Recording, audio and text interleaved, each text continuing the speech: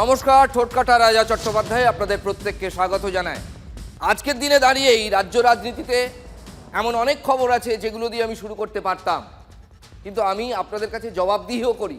এই কারণেই শুরু করিনি, তার কারণ হচ্ছে আমার মনে হয়েছে, আমাদের ঠোঁটকাটা টিমের মনে হয়েছে যে ঘরে ঘরে মাধ্যমিক এবং উচ্চ মাধ্যমিক পরীক্ষার্থী, তাদের উপরেই নির্ভর করছে ভবিষ্যতে আমাদের রাজ্যটা, আমাদের দেশটা কেমন হবে।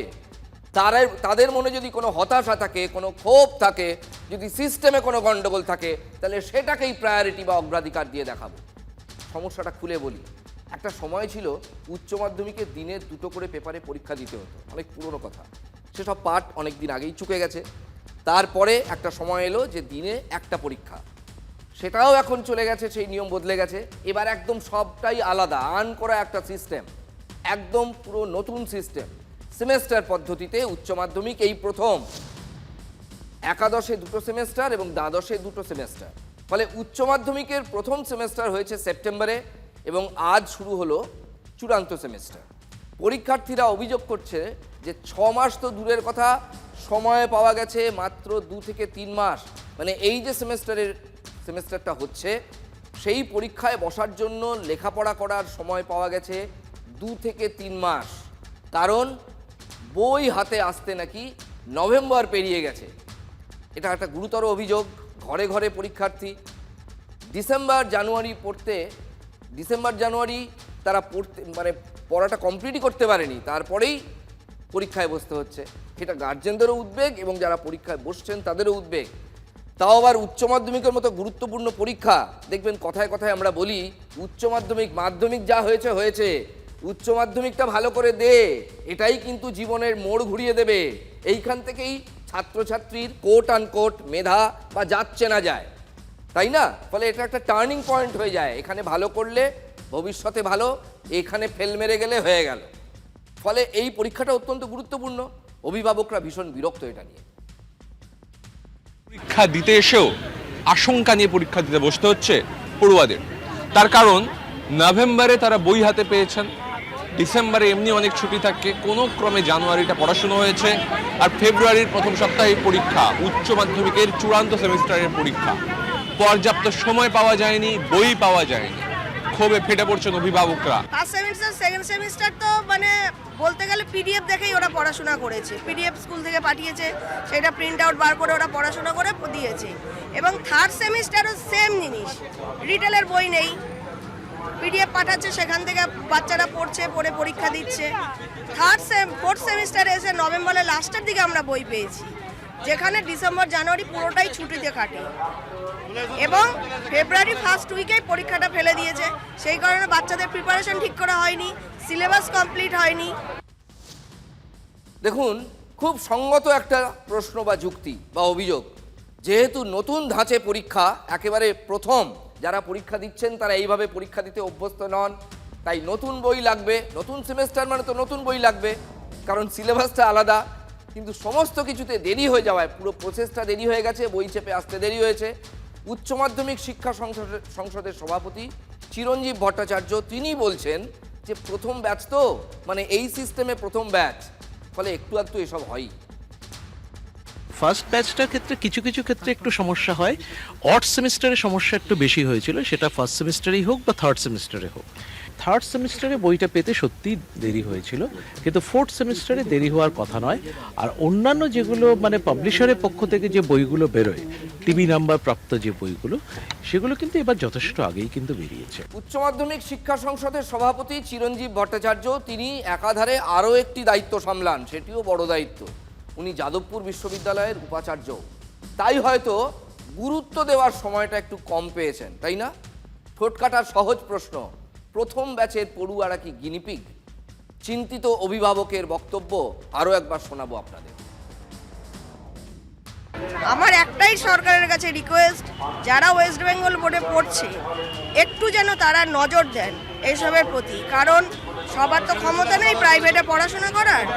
একটু যেন তারা দয়া করে একটু ওয়েস্ট বেঙ্গল বোর্ডের দিকে, পর্যাপ্ত সময়টা তারা পায়নি, বই পায়নি, সময় পায়নি। প্রথমত সেপ্টেম্বরে পরীক্ষা হয়েছে থার্ড সেমিস্টার, তারপরে আপনার পুজোর ছুটি, লম্বা ছুটি গেছে এবং নভেম্বরের শেষের দিকে বই পেয়েছে, তাও কোনো সিওরিটি নেই যে ওই বইটাই পড়ে পরীক্ষা দেবে। এক পরীক্ষার্থীর মা তিনি প্রশ্ন তুলছেন, পিডিএফ দেখে কি পড়া হয়? চিরঞ্জীব বাবু বলছেন, কেন ইউটিউবে ভিডিও তো ছিলই।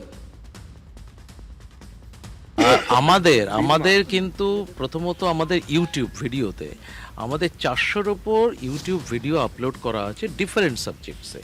ফলে স্টুডেন্টরা এখন প্রত্যেকের কাছেই স্মার্টফোন আছে, তারা যদি সেই ভিডিওগুলো দেখে তাহলে সেখান থেকে অনেক কিন্তু তারা যেগুলো শিক্ষণীয় বিষয় সেগুলো কিন্তু তারা জানতে পারবে যে ইউটিউব ভিডিওগুলো করা হয়েছে। সমস্ত আমাদের যারা রেপুটেড যারা এক্সপার্ট রয়েছেন, যারা টিচার, তাদেরকে দিয়েই আমরা সমস্ত ইউটিউব ভিডিওগুলো করেছি। ভাবুন, শেষে নাকি বই না পেয়ে ইউটিউবের ভিডিও দেখে পড়াশোনা করতে হবে। ভেবে দেখুন একবার। হ্যাঁ, সেটা একটা মাধ্যম হতে পারে, কিন্তু তার উপর পুরোপুরি ডিপেন্ড করা যায়? আরে আমরা কি সত্যি অতটা এগিয়েছি নাকি এই বয়সের বাচ্চা ছেলেমেয়েরা? কত বয়স যারা উচ্চ মাধ্যমিক পরীক্ষা দিচ্ছেন? কেন পরীক্ষার্থীরা সময় পেলেন না? আরও একটা যুক্তি দিয়েছেন চিরঞ্জীব বাবু, ভোটের জন্য পরীক্ষা এগিয়ে আনতে হয়েছে। ভোট হবে এটা জানাই ছিল। এমন কোনো বছর আছে আমাদের এখানে ভোট হয় না, ছোট হোক বড় হোক? হ্যাঁ, মাঝে কিছু কিছু বছর হয় না, কিন্তু কত বছর ভোট হয় সেগুলো হিসেব করে দেখুন তো সেসব বারে কি হয়। তাহলে বইটা আগে কেন হাতে পেলেন না পরীক্ষার্থীরা? আপনারা তো জানতেন যে ভোট আছে। এবারে যেটা সমস্যাটা জেনারেল আমাদের যেটা শিডিউল থাকে সেটা মার্চে পরীক্ষা হওয়ার কথা, মানে 1 মাস বাদে হওয়ার কথা। তো সেটা কেন এগিয়েছে আপনারা সবাই জানেন গোটা ব্যাপারটা। মাধ্যমিকও এগিয়ে এসছে, মাধ্যমিকও এবার শুরু হয়েছে অনেক আগে। এবারে এই ইলেকশনের কারণে কিছুটা এগিয়ে আনা হয়েছে। আপনাদের আমরা একাধিক দিন বলেছি এবং খবরেও দেখিয়েছি যে ভবানীপুরে তৃণমূল এবার স্পেশাল এফার্ট দিচ্ছে, স্পেশাল ড্রাইভ দিচ্ছে। সত্যি তৃণমূলকে অনেক কাসরাত করতে হচ্ছে এবার ভবানীপুরে। কি ব্যাপার বলুন তো? সুপ্রিম কোর্টে মুখ্যমন্ত্রী যে সওয়াল করেছিলেন সেই ছবি দিয়ে ব্যানার তৈরি করে সেই মমতা বন্দ্যোপাধ্যায়ের সওয়ালের ব্যানার 6 লাখ হয়ে গেল ভবানীপুরের 71 নম্বর ওয়ার্ডে। গত লোকসভা ভোটে এই 71 নম্বর ওয়ার্ডে 1002 ভোটে, ওই হাজারখানেক ভোটে এগিয়েছিল বিজেপি। 1002, একটা ওয়ার্ডে 1002 ভোটে বিজেপি এগিয়েছিল। এমন কিছু বিরাট সংখ্যাটা নয়, তবু এগিয়ে তো থাকা। পিছিয়ে থাকা ওয়ার্ডে মমতা বন্দ্যোপাধ্যায়ের এই সওয়ালের ছবি ব্যবহার করে প্রচার করা হচ্ছে। এসআইআর নিয়ে মুখ্যমন্ত্রী সুপ্রিম কোর্টে মানুষের হয়ে লড়েছেন। মুখ্যমন্ত্রীর লড়াইয়ের বার্তা ছড়িয়ে দিতেই ব্যানার ফেলা হয়েছে, পার্টিকুলারলি এই 71 নম্বর ওয়ার্ডে। এই গাউনটা পরে, মানে ওই দিদি তো গাউন পরেনি, দিদি শাল গায়ে দিয়েই যে মানে লড়াই করে গেলেন, বাংলার মানুষের জন্য যে লড়াই করেছেন, এতে বাংলার মানুষ খুবই খুশি। তো আমরা প্রথমেই এইটা করলাম, আমরা 71 নম্বর ওয়ার্ড থেকে আমরা এটা প্রথমেই লাগিয়েছি। এরপরে দেখবেন প্রত্যেক ওয়ার্ডেই এই ব্যানারটা লাগানো হবে। সন্দেশখালী শাহজাহানের কথা আপনারা প্রত্যেকেই শুনেছেন, আপনারা প্রত্যেকেই তাকে চেনেন। ভাঙড়ের ত্রাস শাহজাহান মোল্লাকে চেনেন? চিনে নিন। বিডিও অফিসে ডেকে মাইক্রো অবজারভারকে হুমকি দেওয়ার অভিযোগ, মাইক্রো অবজারভারকে বিডিও অফিসে ডেকে হুমকি দেওয়ার অভিযোগ এই শাহজাহান মোল্লা তৃণমূল নেতার বিরুদ্ধে। কি হুমকির ভাষা? এত নথি যাচাই কিসের?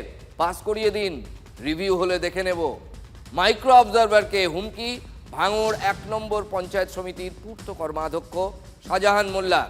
শাহজাহান মোল্লাকে ভাঙড়ের স্ট্রংম্যান বলে উল্লেখ করে রোল অবজারভারদের কাছে অভিযোগ জানিয়েছেন মাইক্রো অবজারভাররা।